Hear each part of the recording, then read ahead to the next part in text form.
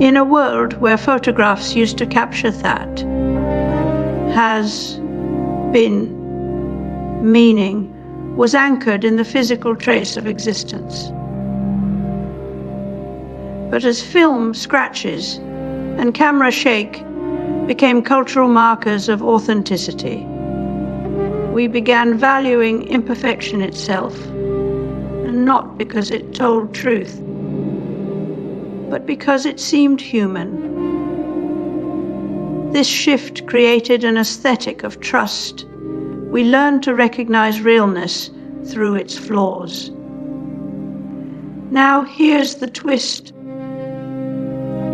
Those same flaws can be algorithmically faked with more consistency than a trembling hand or aging film. Barthes called this significance,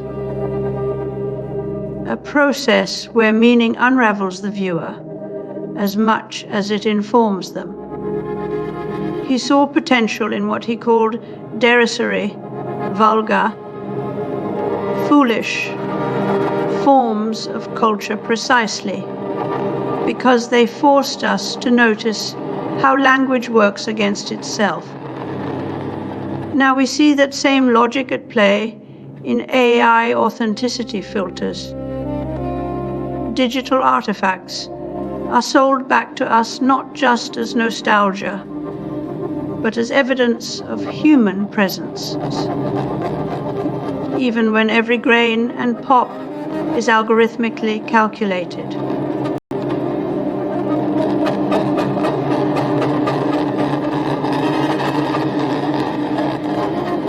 Early computer systems were mechanical marvels constrained by vacuum tubes and punch cards.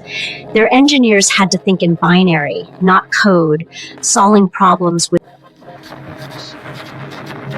In a world where deepfake politicians and synthetic voices are being used to manipulate trust, authenticity is no longer about truth.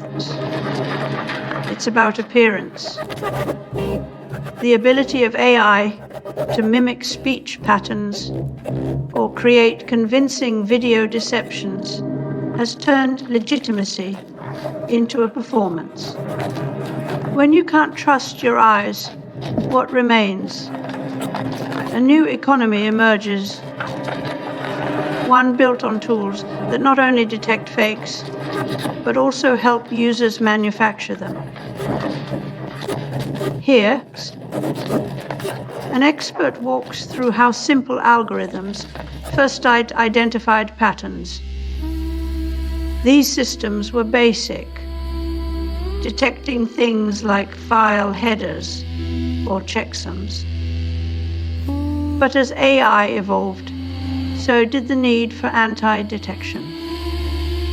Platforms now offer tools to age content, simulate natural human errors, and add visual noise that makes AI-generated text look handcrafted.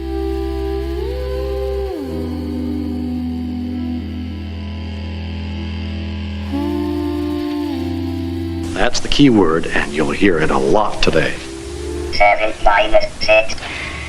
But this type of robot is already playing a much larger and more important part in education. That is incorrect. Computer and microprocessors are not new in the classroom, but when a programmable educational robot is added, the study of computer science takes on a new perspective. Ideas are transformed into action. Trust used to be something we built through shared experience. Now it's manufactured line by line in a machine learning pipeline. Consider this. Meta contractors scroll endless content moderation feeds while AI generates synthetic faces at scale. The human is still there, but only as the last checkpoint before mass distribution. It's like hiring a lifeguard for an algorithmic pool party. A recent deepfake video of an Indian political figure offered cryptocurrency in exchange for support isn't just about looking good. It's a performance of authenticity, designed to convince others that we're real. But who's behind the curtain? Software plugins now tweak your photo to look more human by adding artificial flaws like digital acne or uneven lightings. It's not spontaneity anymore. It's a curated brand identity generated in milliseconds. We've outsourced our humanity to algorithms, mistaking their noise for depth. What was once an intimate snapshot is now a calculated signal, one that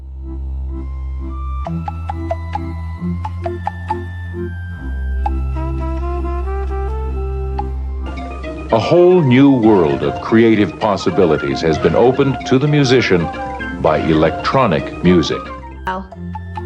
Roland Barthes gave us the idea of punctum, that jolt you feel when a detail in an image stops you dead. It was once proof of human presence, the tiny flaw or emotional trace no machine could replicate. But now AI injects those very same imperfections, like a digital slate of hand artist. The algorithm isn't just copying content. It's learning how to stage authenticity itself, inserting cracks in glass, hiccups in speech, or misplaced punctuation as if they were naturally born from human thought. If authenticity was ever about origin, now it's about illusion. We pay for AI, generated, authentic experiences, vintage, sounding fonts, hand, crafted digital noise, even fake handwriting algorithms to mimic human touch. The original has collapsed under the weight of its own simulations. What remains is a hollow shell, sold back to us as luxury or nostalgia. We no longer consume truth. We collect fakes so convincing they feel like memories. The final irony. Authenticity itself becomes another brand,